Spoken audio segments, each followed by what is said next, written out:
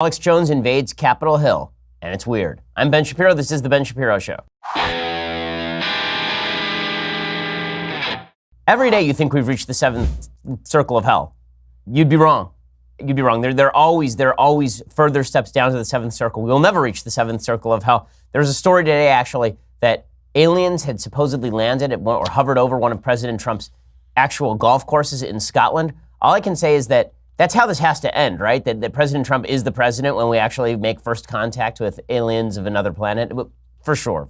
We'll get to all the news, I promise. But first, we have to talk about your shaving habits. So you want to be prepped if the aliens do arrive. You want to look good. And if you want to look good, you want to smell good, you want to look like a decent human being, you need all the products the Dollar Shave Club has to offer. They have everything you need to look, feel, smell your best. They have amazing shower stuff, hairstyling products, toothbrushes, toothpaste, and of course, razor and shave supplies. So I am particularly fond of their amber and lavender body cleanser. It is delightful. So is their black pepper and sage shampoo. Oh my goodness, these things just make me smell wonderful. I mean, people at the office could attest to it, but it'd be sexual harassment. We'd have to report them to HR. It's that good. Okay, that's how good the Dollar Shave Club stuff is.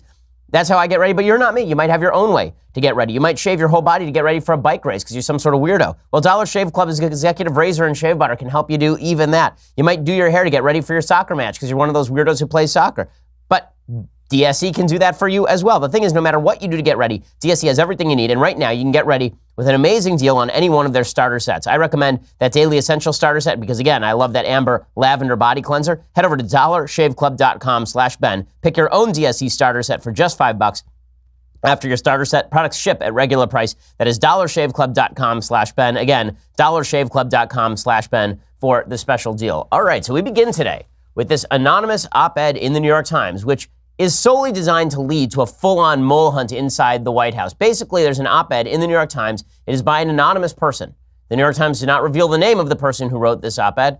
And the essential contention of the op-ed is that President Trump is a crazy person and all the people around him are restraining him from being crazy. Which, okay, like, all right. What do you want from me? I mean, okay, we'll talk about the ramifications of this. It is titled, I am part of the resistance inside the Trump administration, which, of course, is titled just to piss off President Trump. I mean, this is almost specifically designed to make President Trump go full Captain Queeg looking for the strawberries. We're pretty much going to get the entire Kane mutiny in real life. It'll be just spectacular. Here is what the article says. President Trump is facing a test to his presidency unlike any faced by a modern American leader. Sorry, I first have to note, the New York Times ran an editorial note at the top of this piece.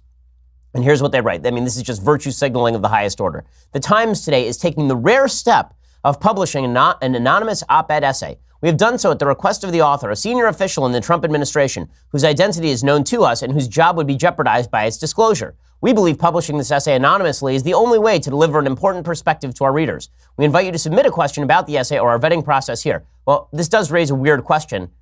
Will the New York Times reporters now seek to dig into who actually wrote the anonymous New York Times op-ed? They could just walk down the hall and presumably start grilling their own editors, but that gets real weird. Anyway, here's what the piece says. President Trump is facing a test to his presidency unlike any faced by a modern American leader. It's not just that the special counsel looms large, or that the country is bitterly divided over Mr. Trump's leadership, or even that his party might well lose the House to an opposition hell-bent on his downfall. The dilemma, which he does not fully grasp, is that many of the senior officials in his own administration are working diligently from within to frustrate parts of his agenda and his worst inclinations. I would know. I am one of them. I, QAnon, I, Anonymous, am one of them. To be clear, ours is not the popular resistance of the left. We want the administration to succeed and think that many of its policies have already made America safer and more prosperous. But we believe our first duty is to this country, and the president continues to act in a manner that is detrimental to the health of our republic. So let me just point out here that this editorial has already gone off the rails for a couple of reasons. One, if you say that you're part of the resistance to Trump, helping him to do the right thing, you just made sure that President Trump is going to go on a mole hunt to oust anyone who is trying to help him do the right thing from your own point of view. You've ensured that President Trump is going to go full on, bring everybody into a room, prisoner's dilemma, bring in the rubber pipe, beat the crap out of people. We're going to separate people into rooms and threaten their families until we find out who is thwarting the president's will. Second, those two sentences are in complete contrast with one another. One is that they want the administration to succeed and think many of its policies have been great. And then there's a sentence that says that they believe their first duty is to the country, and the president continues to act in a manner detrimental to the health of our republic. How do you want the administration to succeed if you think the president is acting in a manner detrimental to the health of the republic? This is basically justifying everything President Trump ever said about the deep state, but it's actually just the shallow state. It's a bunch of people working inside his administration, who presumably he appointed, who are working to thwart his will, and then talking about it in the New York Times. The predictable effect of which will be to lower his approval ratings and ensure that he has a tougher time with re-election in 2020. So why exactly would you say that you're standing up for the administration? If you actually believe that your job in the administration is to help the administration succeed, make sure that President Trump doesn't go off the rails, make his policy better, thwart him when necessary, why would you go talk about it? Why would you then go and talk about it? That doesn't make any sense at all. I mean, it's legitimately like a member of the criminal conspiracy saying, you know what, I'm involved in criminality. I'm going to go talk to the police about how well I'm attempting to make this criminal conspiracy work. You're talking to the very people who are attempting to make sure that Trump exits office.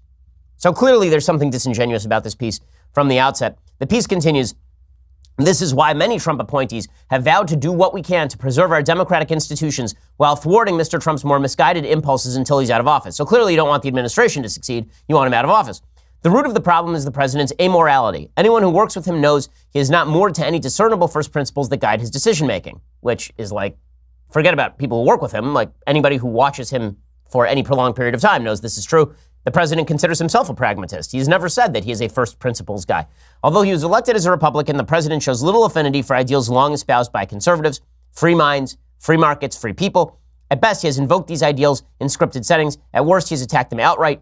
In addition to his mass marketing of the notion that the press is the enemy of the people, President Trump's impulses are generally anti-trade and anti-democratic. Don't get me wrong, there are bright spots that the near ceaseless negative coverage of the administration fails to capture: effective deregulation, historic tax reform, a more robust military, and more.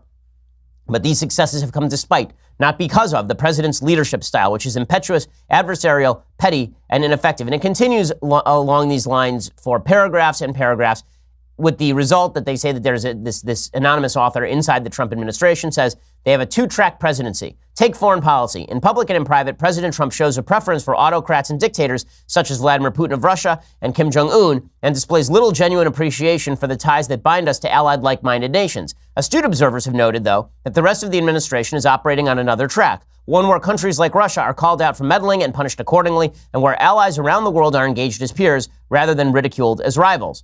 Well, we know all of this. And the piece says this isn't the work of the so-called deep state, it's the work of the steady state. So yes, we are thwarting the president, but we are doing so because we are the steady state. And then this author suggests that perhaps we should think about removing the president through the 25th Amendment, invoking the 25th Amendment. They say that no one wants to precipitate a constitutional crisis, so instead they're going to steer the administration in the right direction until one way or another it is over. And then there is a bunch of references, there are a bunch of references to John McCain and how wonderful John McCain is and all the rest of it. So there are a bunch of questions to be asked. One, who is this person?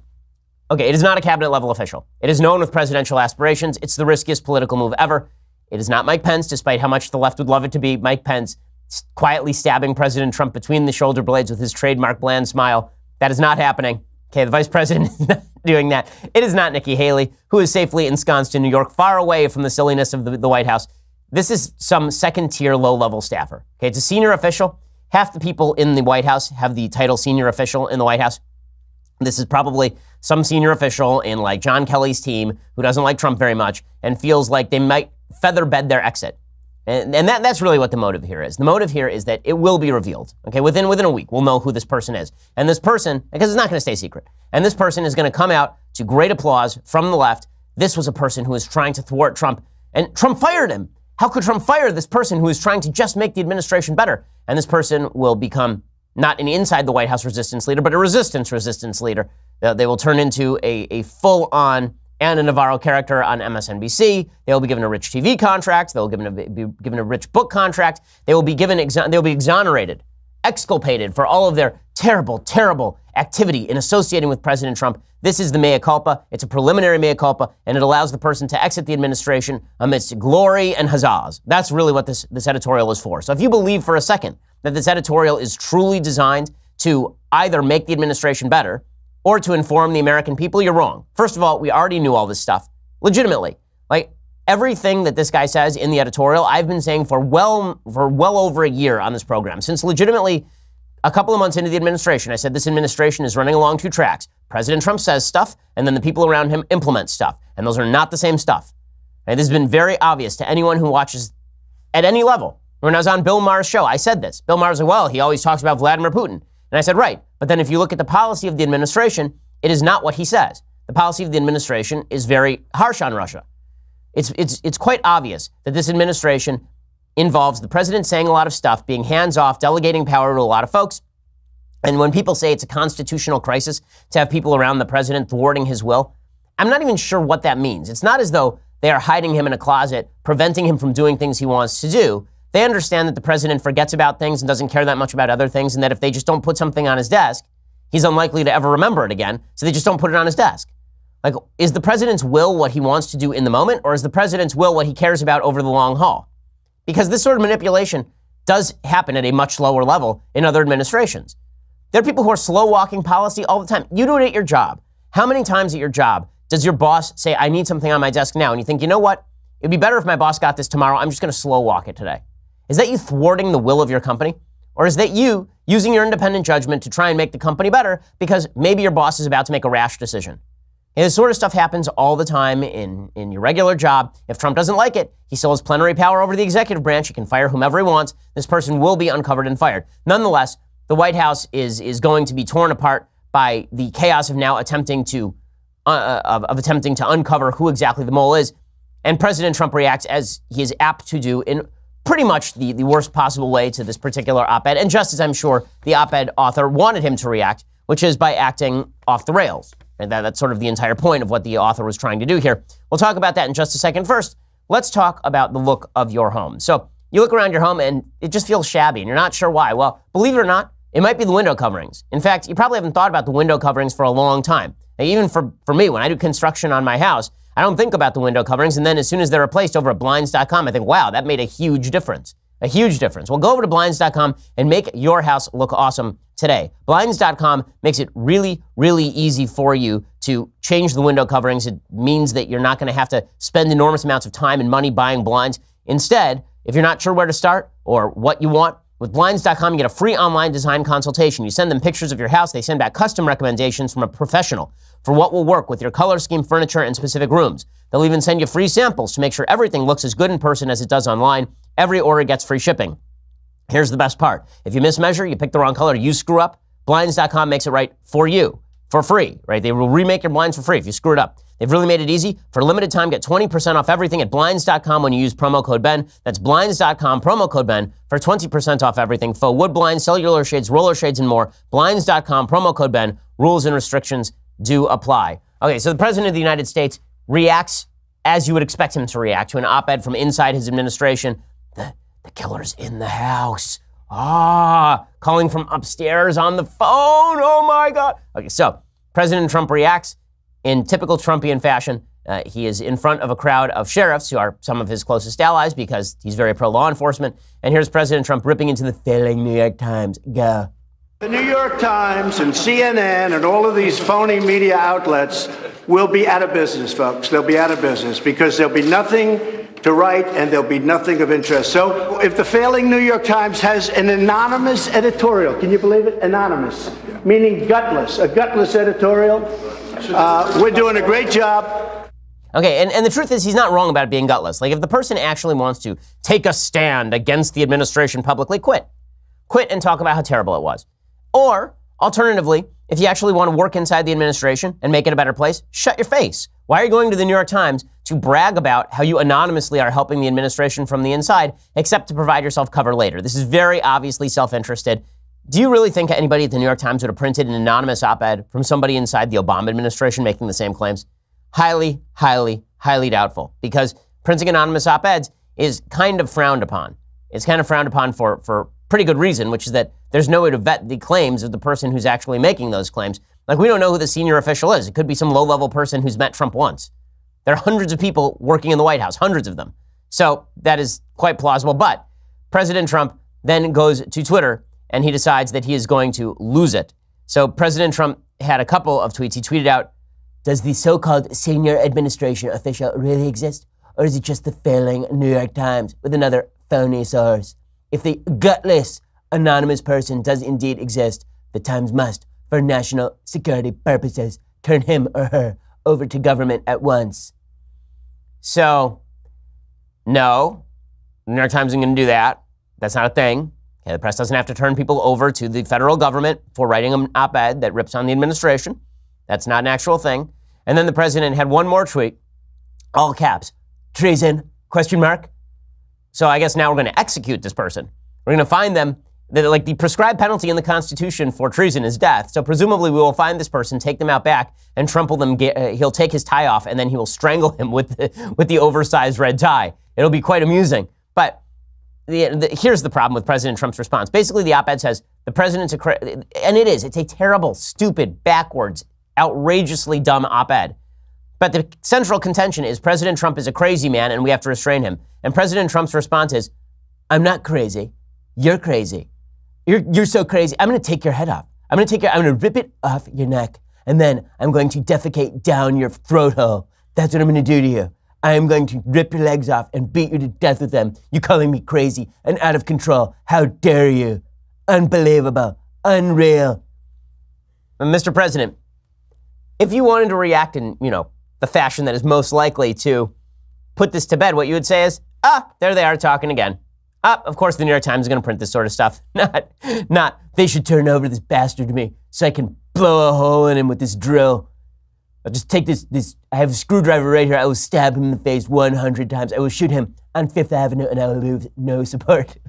At this point, you have to laugh so you don't cry because it is pretty wild stuff. But it is also true that this op-ed does no good. It is actually deeply counterproductive because all it does in the end is drive President Trump to throw out anyone who may be actually trying to curb those worst excesses. And now we get to spend months trying to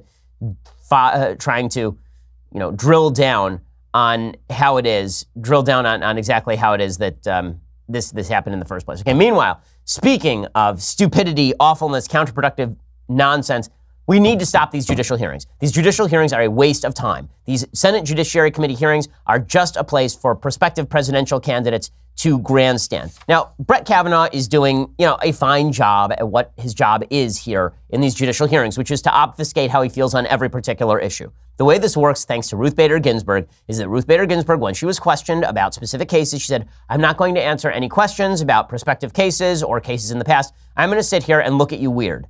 And that was basically how that's now how we do judicial hearings. People ask questions that are designed to elicit a response from the cheering throng on either side of the aisle, and then the judge sits there, and the judge basically stares weirdly at them. Well, that's basically what happened yesterday, and Kavanaugh's a pro at it. I mean, here's Kavanaugh, for example, giving an answer on Roe versus Wade. This is clip 11. Here's Kavanaugh answering on Roe versus Wade, giving about the vaguest answer you could possibly give. Senator, I said that it's settled as a precedent of the Supreme Court entitled to respect under principles of stare decisis. And I understand your point of view on that, Senator, and I understand how passionate and how deeply people feel about this issue. I understand the importance of the issue. I understand the importance that people attach to the Roe v. Wade decision, to the Planned Parenthood versus Casey decision. Okay, that's a big way of saying nothing. Right? When he says that it's precedent based on precedent, right, and the Supreme Court is not bound by precedent. So what are you going to do on the case? The answer is we have no idea. That's not stopping the New York Times from printing leaked Kavanaugh documents about abortion and affirmative action. And they're calling it a bombshell. A bombshell. Is it really a bombshell? No, of course it's not a bombshell. Of course it's not a bombshell. Judge Kavanaugh, when he was working for the Bush administration, was considering a draft opinion piece that supporters of one of Mr. Bush's conservative appeals court nominees hoped they could persuade anti-abortion women to submit under their names. It stated it is widely accepted by legal scholars across the board that Roe v. Wade and its progeny are the settled law of the land. And Kavanaugh proposed deleting that line, writing, "I am not sure that all legal scholars refer to Roe as the settled law of the land at the Supreme Court level, since the court can always overrule its precedent, and 3 current justices on the court would do so." That doesn't mean he would do so. That is an apt and accurate description of the state of the law. The Supreme Court can overrule anything. When people say settled law of the land, what they really mean is we don't want people to reopen it, and it's an inaccurate description. There's no such thing as the settled law of the land in Supreme Court jurisprudence. Stare decisis does not always apply. Precedent does not always apply. If it did, then Plessy versus Ferguson would still be on the books, and people would still be segregating bus cars at the behest of the state. So that's not a thing. But again, Brett Kavanaugh is being run through the ringer specifically for political purposes. Here, for example, is Kavanaugh being asked about presidential pardons. again, he's not going to answer this question, but we're going to pretend like these hearings matter. The question of self-pardons is something I have never analyzed. It's a question that I have not written about. It's a question, therefore, that's a hypothetical question that I can't begin to answer in this context as a sitting judge and as a nominee to the Supreme Court. And the other half of that is...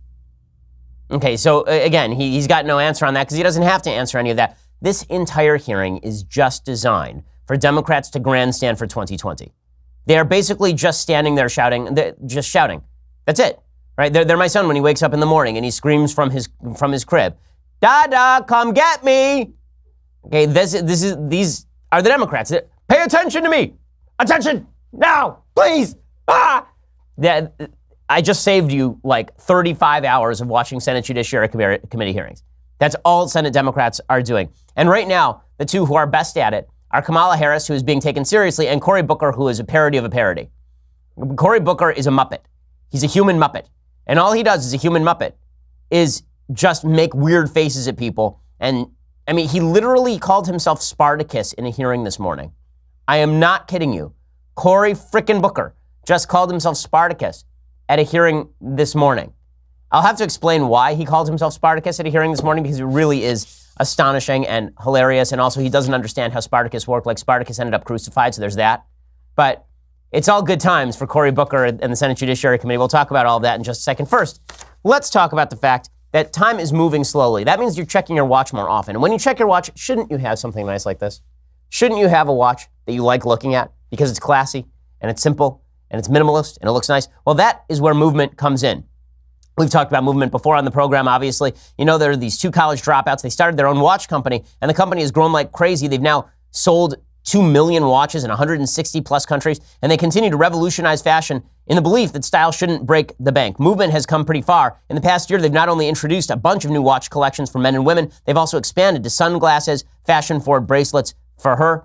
I've got the sunglasses. My wife has the sunglasses too. They have all these great options, and they, as I say, they're really durable. So this makes a difference to young parents like me, because my kids will grab my watch and just chuck them against the wall. Movement watches stand up to the beating. Movement watches are about looking good, keeping it simple. They don't tell you how many steps you've taken. They don't blow up your wrist with text messages. Instead, they just tell you the time in the classiest way. Movement watches start at $95 at a department store. They're like $400, $500. They cut out the middleman. Right now, get 15% off today with free shipping and free returns by going to mvmt.com/Shapiro. That's mvmt.com/Shapiro. See why the movement keeps growing. mvmt.com/Shapiro. Join the movement. Go check it out right now. Okay, so Cory Booker, as I say, he calls himself Spartacus. Why? Because he decided today that he was going to violate the rules of the Senate by simply releasing a bunch of classified documents. Now, the way this works is that there are a bunch of documents that are shown to the various senators on the Judiciary Committee that are held closely by executive privilege. Okay, if you're working for the Bush administration, the Bush administration has the right to say that the legislative branch does not get to see things because that is executive privilege. It is the executive is not subject to the dictates of the legislature. So the legislature can't just say, we want every document, everything Bush ever said to all of his advocates, we want all of that in front of us now.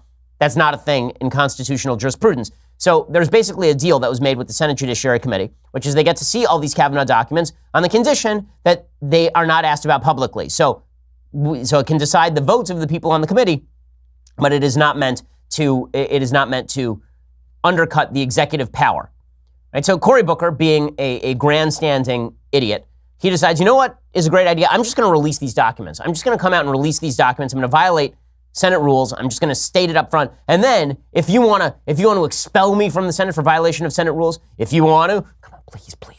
If you want to expel me from the Senate, please do it. I need a headline. If you want to expel me, then do it. I'm just like Spartacus, except I'm begging you to crucify me. See, the thing about Spartacus is that he didn't actually want to be identified as Spartacus because then they would kill him, which is why everyone identified as Spartacus. But Cory Booker doesn't know anything because he's stupid. So instead, he says that he is like Spartacus in basically begging to be crucified. He says, please expel me. Please do it, because if you do it, maybe I can run for president because I'll show how much Republicans hate me. And then I can make weird googly eyes and I can do my weird jazz fingers. It'll be all weird, but I'll be president because it's weird. So here's Cory Booker being all weird. I will say that I did willingly violate the chair's rule on the committee confidential process. I take full responsibility for violating that, sir. And I violated it because I sincerely believe that the public deserves to know this nominee's record. In this particular case, his record on issues of race and the law. And I could not understand, and I violated this rule knowingly, why these issues should be withheld from the public. Now, I appreciate the comments of my colleagues. This is about the closest I'll probably ever have in my life to an I am Spartacus moment. Oh my God. This guy's like the Nick Cage of the Senate. Just every scene that he acts in, it's like, oh, hey, what are you, what? Have you ever seen chewing of the scenery like this? Here's the thing. Kamala Harris is good at playing the prosecutor on TV, and she's actually good at this. Cory Booker is he's the worst kid in your high school drama class. He, like the kid who at one point watched movies in like the 1980s and thought that Arnold Schwarzenegger's performance in Kindergarten Cop was the apotheosis of good acting. I was like, you know what I'm going to do? I'm just going to shout a lot. Who thinks that William Shatner is a great actor? And he's like William Shatner. Everything he says is gone! Every single thing. So there's Cory Booker doing that. And then Cory Booker, he's just the worst. The knowingly violating the rules. Like when he says, I knowingly violated the rules, I am giving you every motivation that you can for, please, I need the attention. No one's paying attention to me. Pay attention to me, please. Here's Cory Booker again. Pay attention to him, people. Pay attention. He needs your attention. He wants your attention. Why don't you love him? Why don't you pay attention? You can't just ignore me. He's going to boil a rabbit. Here's Cory Booker. To Senator Corden actually made a very good point. I knowingly violated the rules that were put forth, and I'm told that the committee confidential rules have knowing consequences. And so, sir, I come from a long line, as all of us do as Americans, and understand what that kind of civil disobedience is, and I understand the consequences. So I am right now, before your process is finished, I'm going to release the email about racial profiling. And I understand that the penalty comes with potential ousting from the Senate. Please oust me, please, please. Show the Democrats that I'm really committed to this. Show all the base that I'm really committed to this by ousting me. Make me a martyr. Martyr me. Martyr me. It's like, oh my God, he's just terrible at this. So it actually makes you appreciate Kamala Harris, who is better at this, right? I mean, at least if you're going to watch this sort of thing, you hope that they're pretty good at it. Kamala Harris is better at it, or at least she's being taken more seriously by the media. She's decided that she is now going to go after Brett Kavanaugh. Based on what? Based on like the stupidest crap you've ever heard. So here's Kamala Harris completely getting wrong the law about abortion. Well done, Kamala. Can you think of any laws that give government the power to make decisions about the male body?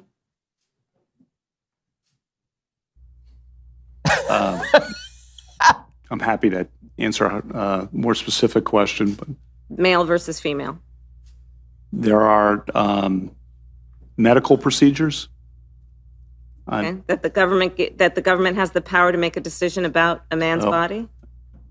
I'm not thinking of any right now, Senator.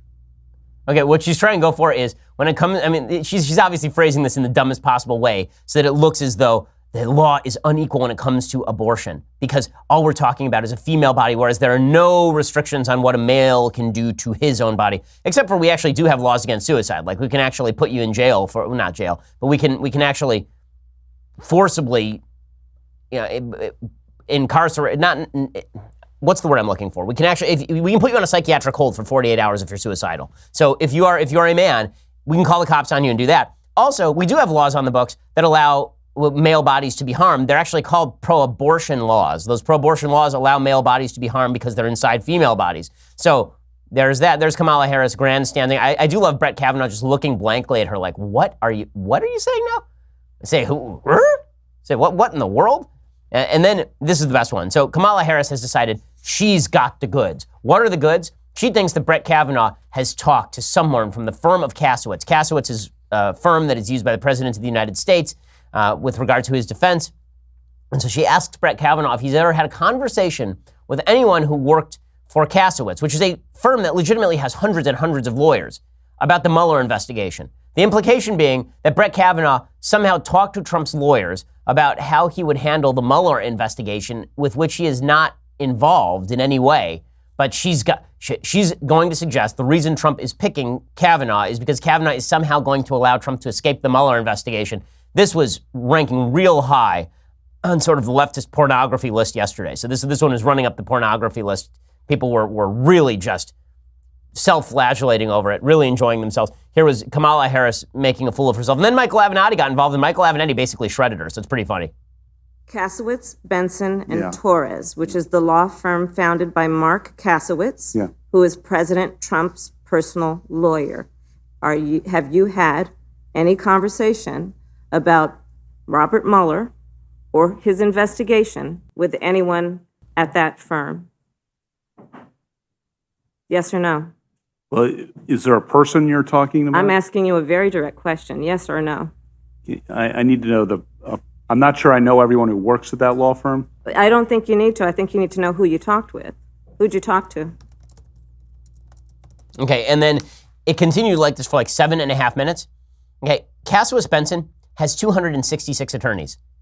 Do you think that he's racking his brains right now going, who have I talked to? Did they once work at Kasowitz? I don't want to perjure myself by saying I've never talked to anybody about the Mueller I don't remember every conversation I've ever had about the Mueller investigation. I've talked to thousands of people, it turns out, about the Mueller investigation, but I'm not sure who worked for Kasowitz at the time. But this was supposed to be, the great uncovering.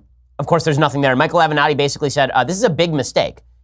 Prosecutors are not supposed to ask questions to which they don't already know the answers. So if it turns out that Kamala Harris has nothing here, then she was just grandstanding. And speaking of grandstanding, you just heard Cory Booker talking about how he was going to uncover all of the evils of Brett Kavanaugh by revealing all this classified information. Well, it turns out that Cory Booker, he played himself. Cory Booker played himself. Congratulations, he played himself. Cory Booker, the emails, what do they show? There's an email titled racial profiling. And then it turns out that in these emails titled racial profiling, Brett Kavanaugh openly says that we are not going to allow people to use race or national origin in airport screening and law enforcement generally in the immediate aftermath of 9/11. He says, my own view is that, as required by the traditional equal protection standards, we must at least consider how to construct a race-neutral system. I can imagine such a system that could be effective, perhaps even more effective than the one based on racial classifications. This sort of system would require airlines and governmental authorities to obtain more personal information from the flying public, and there is some resistance to that within the group on the grounds that that would be too burdensome, invasive of privacy, and so forth. The people who favor some use of race or national origin obviously do not need to grapple with the interim questions, but the people who generally favor effective security measures that are race neutral, in fact, do need to grapple now with the interim question of what to do before a truly and effective and comprehensive race neutral system is developed and implemented. So in other words, Cory Booker wanted to show how Kavanaugh was a racist and instead showed how Kavanaugh was not, in fact, a racist. So well done, Cory Booker, you complete and utter douchebag. So in just 1 second, we'll get to more from the Senate Judiciary hearing. We'll also get to other hearings that were happening on the Hill yesterday, which were similarly bizarre because we live in a parallel universe in which nothing makes sense anymore. But first, let's talk about your coffee. If you've ever found yourself wincing at the weak taste of coffee from one of those left-leaning corporate brands, you probably thought, I wish they spent less time on that meaningless bias training and deciding who can use their bathroom and more time on making good coffee. Well, this is why you need Black Rifle Coffee. It is first-rate coffee. I've tried it myself. It is excellent coffee. We have it here at the office. Founded by former special ops vets, Black Rifle delivers the best roast-to-order coffee right to your door. And by the way, the guys who run it, they're awesome. This guarantees you are getting fresh premium coffee with every order, and Black Rifle has a coffee club that makes things easy.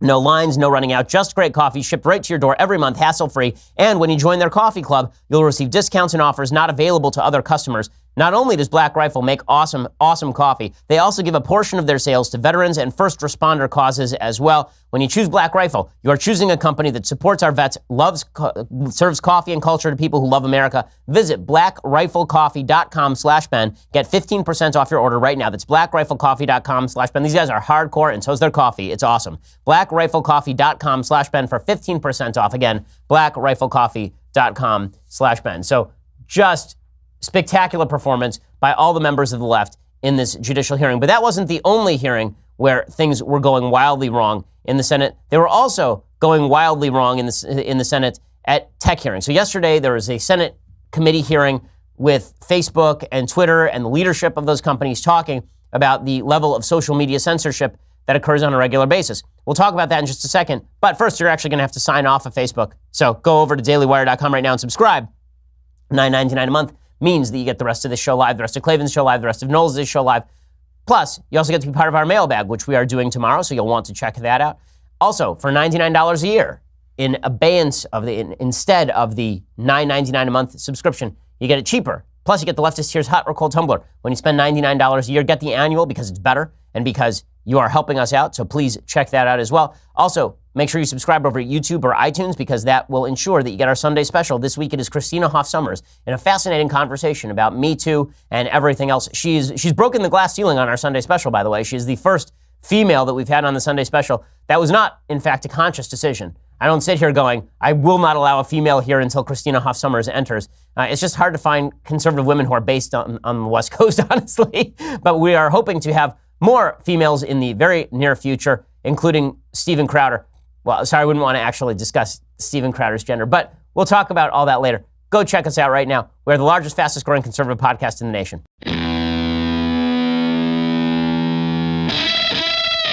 So, big tech hearings on the Hill yesterday, and things got weird even before the tech hearing started. Alex Jones arrives. That's not, if you saw him holding his phone, that was not trans porn on his phone. Stop thinking that. It was not. It was not. But he arrives, and he accosts Marco Rubio. Now, Rubio is one of the more polished politicians on the Hill, obviously. Rubio happens to be a nice guy. I know Senator Rubio. Alex Jones is not a nice guy. Alex Jones is a crazy person who says crazy things, and then he just sort of randomly takes off his shirt and starts yelling about Satan, just goes wild all the time. So he brings that brand to the halls of the Senate, and he accosts Marco Rubio about the fact that he's been banned from social media. Now, as I say, I oppose Alex Jones' ban from social media unless there's an articulable standard of why he was banned. Was he banned because he threatens violence? Was he banned because he promotes libelous conspiracy theories, like legally libelous conspiracy theories? Why exactly was he banned? If it's just because you don't like him, that's not a good reason. So I had sympathy for the argument that all these social media companies that say he was engaged in hate speech, so ban him. That's a problem because hate speech has no actual definition with any sort of distinguishing principle involved. There's no limiting principle to hate speech. That said, Alex Jones arrives and he starts harassing Marco Rubio about this. Why he's not going and harassing the Democrats about this, I'm not really sure. But he goes and he harasses Marco Rubio and things go wildly wrong. All right, man. Yeah. Well, who are you, man? Yeah, sure. I swear to God, I don't You know better who hope you you are, can man. deplatform me. Tens of millions of views. InfoWars. Bigger than Rush Limbaugh. He knows who InfoWars is. Playing this joke over here. That's why the deplatforming didn't work. But here's the question. Here's a question. Hey, don't touch me again, man. I'm asking you not to touch me. Well, sure, I just patted you nicely. I know, but I don't want to be. I don't know. Oh, you want me to get man. arrested? I don't know who you are. It's not just going to You're take my not First gonna get Amendment. arrested, man. It's You're not not just gonna enough to get take my arrested. First I'll take care of it Amendment. myself. He'll beat me up. Did you just? I didn't say Yeah, that. no, I am. But he's so mad. You're not going to silence me. You're not going to silence America. Okay, so it's just amazing. So first of all, the first rule of engaging with trolls is don't engage with trolls because there's really no way that it works out well. Although I will say that if there would be a physical altercation between Alex Jones and Marco Rubio, who's considered beta cuck number one by the Alex Jones crowd, were to knock Alex Jones and his mega steroidal coffee crop of garbage, if you were to knock him on his ass, I'm not in favor of physical violence. I think law enforcement is useful. We live in a civilized society for a reason. But if they were to get in a physical altercation and Marco Rubio were to undercut Alex Jones' entire brand by knocking out Alex Jones, I would laugh a little. And when I say a little, I mean I would never stop laughing. I would miss the show the next day because the laughter would be so great. So that's how it went. Marco Rubio then did an interview in which he said, I know you guys have to cover it, but you guys give these crazy people way too much attention. We're making crazy people superstars. So you're going to get crazier people. And of course, Rubio is right. All the coverage on Alex Jones is designed for that. It is also true that the president of the United States happens to be one of the people giving Alex Jones inordinate attention. Right? Alex Jones has been known as a crazy person for many, many, many years. The president of the United States decided that he was a friendly, and therefore he sort of legitimized him. In any case, let's talk a little bit more about these tech hearings. So these tech hearings, they were demonstrative of the fact that these social media companies really have no clue as to what their actual goal is. Is their goal to, quote unquote, better the public discourse? Because if their goal is to better the public discourse, then they need to be held accountable for all the material that appears on their pages. Over at Daily Wire, we can be sued for libel, we can be sued for copyright violation, we can be sued for a variety of causes because we are a private company that is engaged in the business of editorial oversight. if you are basically just a platform and you're not involved in editorial oversight like Reddit or 4chan or presumably Facebook, then you can't be sued on the same grounds. So an article that we could be sued for, if we posted on Facebook, Facebook could not be sued for. But if Facebook is policing everything and deciding what comes down and what stays up, well, now they look a lot more like the Daily Wire than they look like the phone line.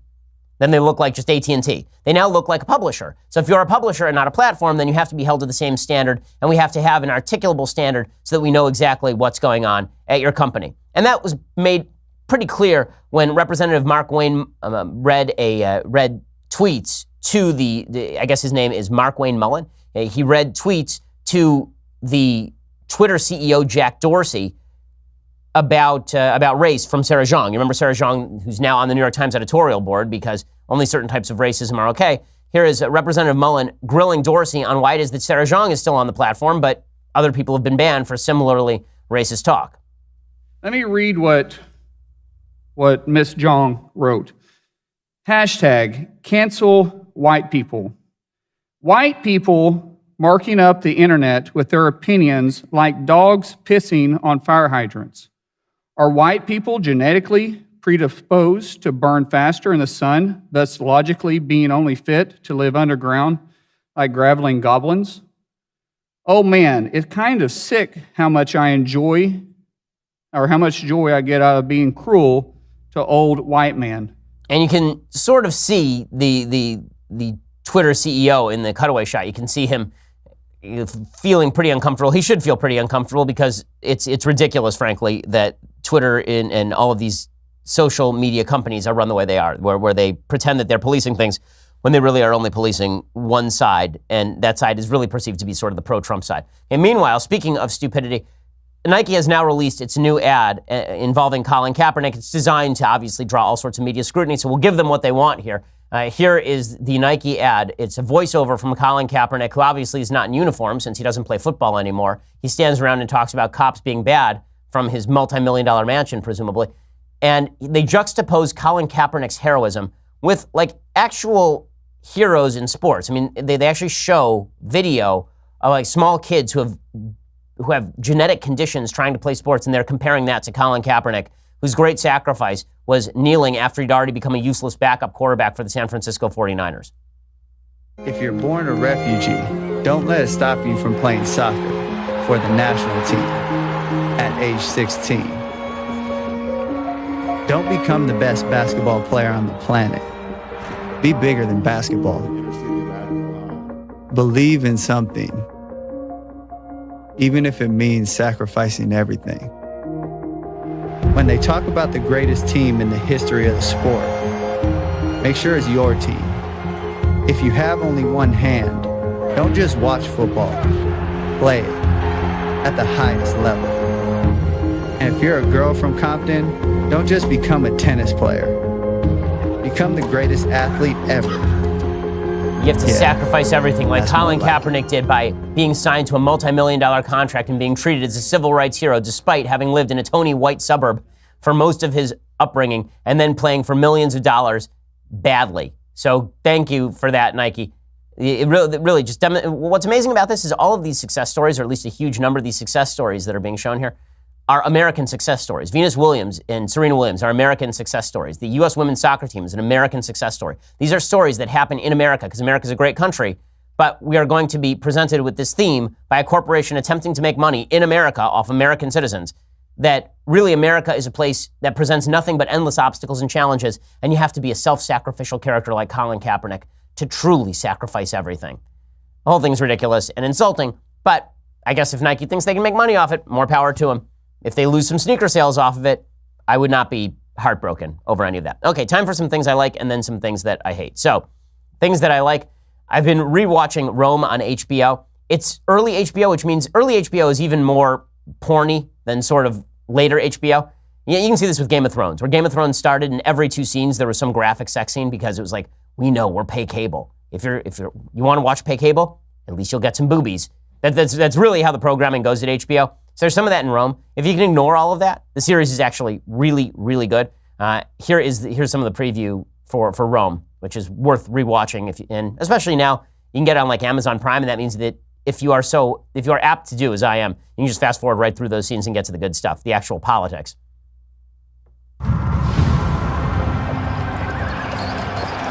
make way for the proconsul Gaius Julius Caesar. You've entered the city under arms. The gods know my intentions are peaceful.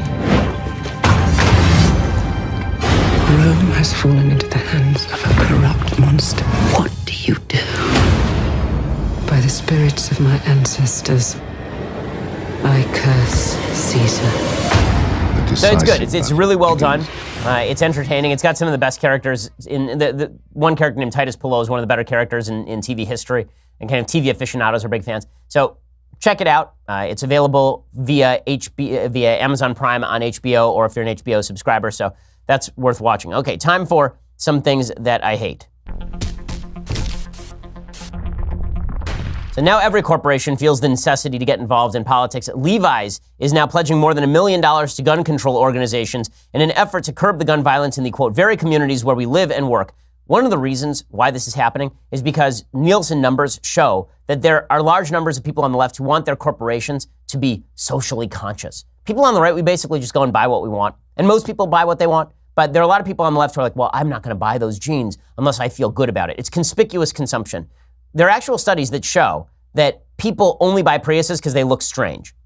Really, like if you go up to San Francisco, there's a study, it's probably 5 years ago, there's this study, and what it showed was that the Toyota Prius, which looks like a weird bubble, it's a very ugly car, and the Honda Hybrid Civic, which looks exactly like a normal car, but gets exactly the same kind of electric gas mileage as a Toyota Prius, the Hybrid Civic did not sell at all. The Prius sold a lot. Why? Because the real reason people were buying a Prius was not because it was energy efficient, because they didn't actually care what it did. They just wanted to signal to all of their friends they cared about the environment. It's like slapping a bumper sticker on your car. Well, it's the same thing now with corporate brands. So you're going to see more and more of this preening from these various companies. And then if the companies don't preen, then they are going to be considered just awful, terrible. You know, how dare they not kowtow to the social justice warriors? Everything's going to get more political, not less political. It's going to get uglier before it gets better.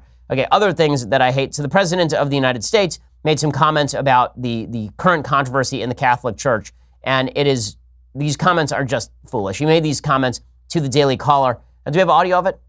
Okay, so here's what he said. He said, "It's so sad to watch. To me, it's one of the sadder stories because I respect so much the Catholic Church, and to me, it's a very sad story," which is correct. But then he says that he was surprised at Cardinal McCarrick. And then he was asked about the Pope. And he said, the Pope is handling the crisis the best anyone can handle it. The Pope is handling, I get the best anyone can handle it. How is he going to handle it? Okay, well, no, the Pope is not actually. It's funny because you remember that Trump has attacked the Pope in the past, right? He actually went to war with the Pope over illegal immigration. But when it comes to child molestation, he's not willing to make a couple of comments about the Pope. That seems sort of strange to me. I don't understand why exactly he would not be calling for more from the Pope, except that he just doesn't want that controversy.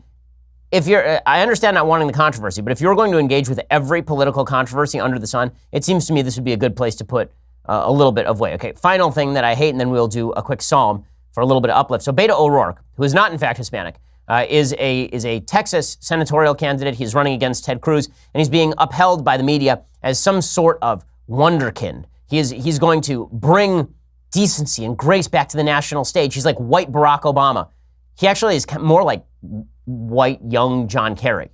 If you watch him, he looks more like John Kerry. His mannerisms are more like John Kerry. He doesn't have the Boston accent. Otherwise, he resembles John Kerry in a lot of ways.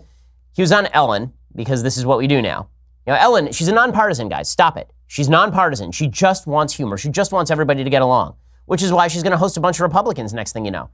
Except she never will. She's going to host Beto O'Rourke. So here's Beto O'Rourke talking about the national anthem protests and, of course, coming down on the side of people who protest the national anthem.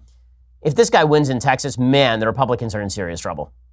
But it's hard to think of a major or important or significant change that we've made as a country that wasn't painful, that didn't require these difficult conversations, these unguarded moments with one another that ultimately produce change and progress in the right direction.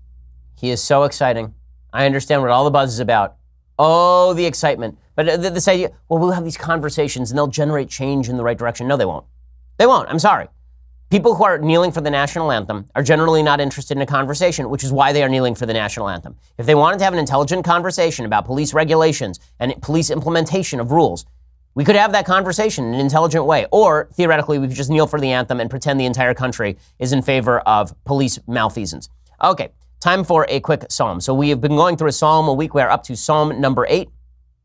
For the director of music, Lord, O Lord, how majestic is your name in all the earth. You have set your glory in the heavens. Through the praise of children and infants, you have established a stronghold against your enemies to silence the foe and the avenger. And this is the part that's there are a couple of what we call psukim in Judaism, in Hebrew, which means verses. When I consider your heavens, the work of your fingers, the moon and the stars, which you have set in place, what is mankind that you are mindful of them, human beings that you care for them? You have made them a little lower than the angels and crowned them with honor and glory. You have made them rulers over the works of your hands, and you put everything under their feet. This is why when people say that Judeo-Christian religion is all about kind of crushing mankind in the face of God, that's really not what Judeo-Christian religion is about at all. Right? The Psalms glorify man. They say that God made us just a little bit lower than the angels, which comes with a tremendous responsibility. The creator of heaven and earth, the force that stands behind the logic of the universe, that force made you.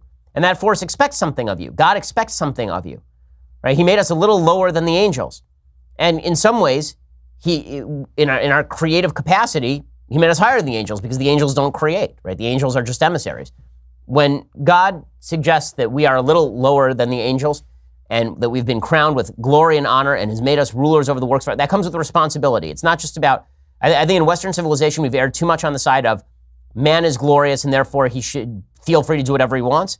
And in guilt cultures, shame cultures, there's a difference. I think that we are a guilt culture. I think shame cultures have basically said that man is mud and can be ground under people's feet for the sake of the collective.